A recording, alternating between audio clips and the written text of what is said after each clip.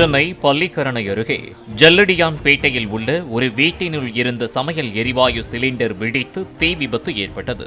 தீ பரவியதில் 5 வீடுகள் சேதமடைந்தன. தீயணைப்பு வீரர்கள் தண்ணீரை பீய்ச்சி தீயை அணைக்க போராடினர். இந்த விபத்தில் உயிர் சேதம் தவிர்க்கப்பட்டுள்ளது.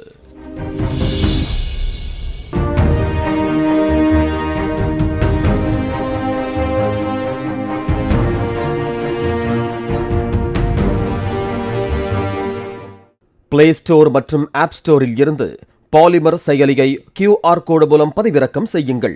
செய்திகளை உடனுக்குடன் பெறுங்கள்.